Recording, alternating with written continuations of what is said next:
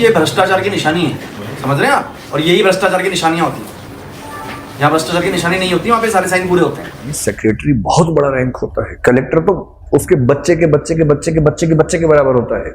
आप एक राजपत्रित अधिकारी हैं, गेजेटेड ऑफिसर, आपका जो मिनिस्टर होगा फोन मिलेगा, मैडम जी। आज जो भी इस वीडियो को देख रहे हैं उन सभी के मन में अपने माता पिता की इच्छाओं को लेकर एक सपना जरूर होगा। वो सपना एक गवर्नमेंट जॉब या फिर एक बड़ा सक्सेसफुल बिजनेसमैन बनना हो सकता है। और एक इंडियन और मिडिल क्लास फैमिली से बिलोंग करने के नाते ज्यादातर लोगों का सपना गवर्नमेंट जॉब का होता है। और उन्हीं में से कुछ लोगों का सपना आईएएस और आईपीएस ऑफिसर बनना होता है। आईएएस आईपीएस का नाम लेते ही हमारे दिमाग में एक सूट, एक पुलिस यूनिफॉर्म या फिर एक अच्छी पर्सनालिटी वाले लोग सामने आता है। अब देखो, कुछ लोग आईएएस या आईपीएस अपने माँ बाप की उम्मीदों को पूरा करने के लिए बनते हैं, और कुछ लोग पावर के लिए, पैसा कमाने के लिए या फिर सोसाइटी में चेंजेस लाने के लिए बनते हैं। पर दोस्तों, जितना अच्छा ये लोग है उतना ही मुश्किल इस जॉब को हासिल करना है। लोग आईएएस बनने के लिए अपनी जिंदगी के लगभग 6 साल नई दिल्ली के मुखर्जी नगर में एक छोटे से किराए के कमरे में रात दिन किताबों के बीच लिमिटेड खाना खाकर, अपने माँ बाप से दूर रहकर, अपनी जरूरतों को छोड़कर रोज सुबह उठकर कोचिंग और कोचिंग से आते ही रिवीजन करने में गुजार देते हैं। तब जाकर एक स्टूडेंट आईएएस ऑफिसर बनता है। मुखर्जी नगर जाने के बाद स्टूडेंट वहां पर बड़ी बड़ी कोचिंग इंस्टीट्यूट को ज्वाइन करता है। उसे वहां पर यह सपना दिखाया जाता है कि वो एक आईएएस ऑफिसर बनेगा। लेकिन अगर 6 अटेम्प्ट्स में किसी स्टूडेंट का सिलेक्शन यूपीएससी में नहीं होता है तो उसका आगे क्या होगा ये वहां पर नहीं सिखाया जाता। चलिए मैं बता देता हूँ, उसको एक फेलियर कहा जाएगा। और हमारी सोसाइटी में फेलियर को कोई नहीं पूछता, जबकि उसने उतनी ही मेहनत करी थी जितना एक आईएएस ऑफिसर करता है। क्योंकि जो आईएएस ऑफिसर बना है वो भी पहले एक फेलियर स्टूडेंट की लाइफ जी चुका है।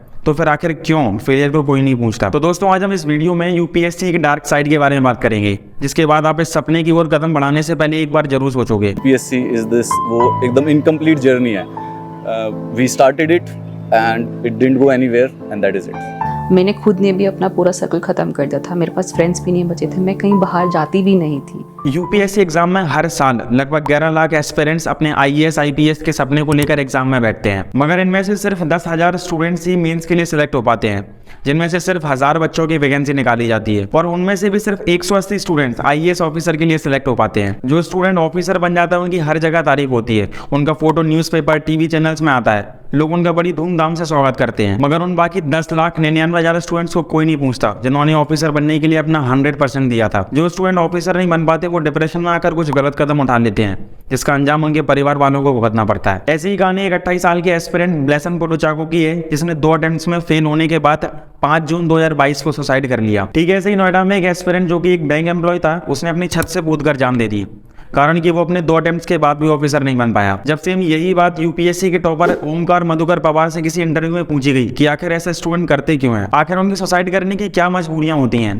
तो उन्होंने बताया कि उनका खुद का सिलेक्शन 6 अटेम्प्ट्स के बाद हुआ है। उन्होंने बताया कि ज्यादातर स्टूडेंट्स के सुसाइड करने का रीजन यही होता है कि उनका कोई सेकंड प्लान नहीं होता है। वो अपना पैसा और पूरा टाइम आईएएस आईपीएस की तैयारी और कोचिंग सेंटर्स में बिगाड़ देते हैं। फेलियर होने के बाद उनके पास कोई सेकंड पॉलिसी नहीं होती है, जबकि एक स्टूडेंट को ऐसे सिचुएशन में एक सेकंड प्लान तैयार रखना चाहिए, चाहे वो कोई भी प्राइवेट जॉब हो या फिर एक अलग डिग्री हो सकती है। बाकी टॉपर्स का भी यही कहना है कि एक स्टूडेंट अपने परिवार, अपने दोस्तों से पूरे 6 साल दूर रहकर अपना टाइम एक ऐसे एग्जाम की तैयारी में गुजार देता है जिसका 99% चांस फेलियर होने का है। अब ऐसी सिचुएशन में एक स्टूडेंट के डिप्रेशन में जाना एक कॉमन बात है। अब देखो, जो भी स्टूडेंट्स ऑफिसर की तैयारी करता है उन सभी के सामने एक बड़ा सवाल होता है कि आखिर कौन सी कोचिंग को ज्वाइन करें, आखिर कौन सी कोचिंग ज़्यादा बेहतर रिजल्ट्स देती है। जब साल 2017 में ऑफिसर्स के लिए 990 कैंडिडेट सिलेक्ट हुए थे, तो उस समय की सबसे फेमस कोचिंग एएलएस ने क्लेम किया था कि 990 कैंडिडेट्स में से 244 कैंडिडेट्स उस कोचिंग सेंटर से हैं। वहीं दूसरी ओर वाजीराम और रवि पॉपुलर कोचिंग सेंटर ने भी ये क्लेम किया था कि 990 कैंडिडेट्स में से 400 कैंडिडेट्स उनकी कोचिंग सेंटर से हैं। चाणक्य ने भी क्लेम किया था कि उनकी कोचिंग सेंटर से 355 कैंडिडेट्स का सिलेक्शन हुआ है। अब ये रिकॉर्ड्स कहाँ तक सच हैं?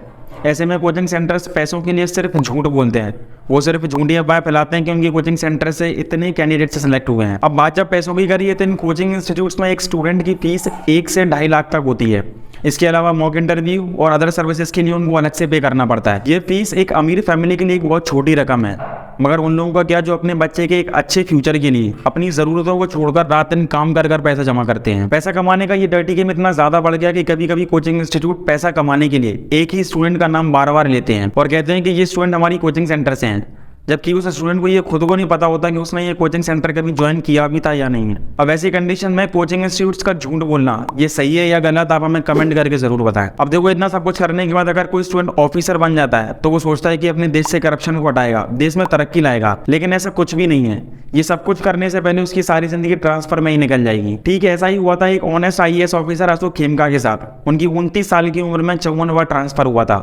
रीजन यही था कि वो देश से करप्शन हटाना और देश में तरक्की लाने की सोच रहे थे, लेकिन कुछ लोगों को ये बात मंजूर नहीं थी, तभी तो उनकी ऑनेस्टी की सजा उन्हें 54 बार ट्रांसफर होकर मिली। ठीक है, ऐसे ही महाराष्ट्र की एक IAS ऑफिसर तुकाराम मुंडे को ट्रांसफर ऑर्डर दे दिया गया था। रीजन यही था कि वो हेल्थ सेक्टर में कॉर्पोरेट लॉबी के अगेंस्ट करप्शन चार्जेस में इन्वेस्टिगेशन कर रहे थे, जिसकी पनिशमेंट उन्हें ट्रांसफर से मिली। इसके अलावा लोग पैसों को लेकर कई सारे स्कैम करते हैं, इतनी मेहनत करने के बाद सिर्फ पैसों के लिए अपनी ईमानदारी को बेच देते हैं, जिसकी वजह से कई IAS ऑफिसर्स अरेस्ट हो रहे हैं। जैसे हाल ही में छत्तीसगढ़ में माइनिंग को लेकर 3 IAS ऑफिसर्स को अरेस्ट किया गया, जिन्होंने मिलकर 500 करोड़ का स्कैम करने का प्लान किया था, बस वो पकड़े गए। ऐसी ही कहानी झारखंड की नरेगा स्कैम में पकड़ी गई एक IAS ऑफिसर पूजा सिंघाल की है, जिनकी प्रॉपर्टी 82 करोड़ से भी ज्यादा है। अगर एक बिजनेसमैन पैसा कमाता है तो वो फिर भी सही है, लेकिन एक सोशल सर्विस जॉब के जरिए फ्रॉड करके पैसा कमाना बिल्कुल भी सही नहीं है। देखो, अगर आपको ये जॉब करनी है तो आपको ये एक सोशल सर्विस की तरह करना चाहिए, ना कि पैसा कमाने के लिए। इसके अलावा एक IAS ऑफिसर की सैलरी 56,000 से 2.5 लाख तक होती है। 2.5 लाख तब होती है जब एक IAS ऑफिसर कैबिनेट सेक्रेटरी बन जाता है, और कैबिनेट सेक्रेटरी बनने के लिए उसे 30 साल का जॉब एक्सपीरियंस होना चाहिए। तो दोस्तों, ये थी UPSC के डार्क साइड जो मैंने इस वीडियो के थ्रू आपको बताया। लेकिन अगर आप भी IAS ऑफिसर बनने की सोच रहे हैं तो अपने साथ हमेशा एक बैकअप प्लान लेकर जरूर चलें, नहीं तो आपका हाल में कुछ ऐसा ही हो सकता है। अगर आपको ये इन्फॉर्मेशन पसंद आई है तो प्लीज़ इस चैनल को सब्सक्राइब करना ना भूलें। मिलते हैं अगली वीडियो में, तब तक के लिए धन्यवाद।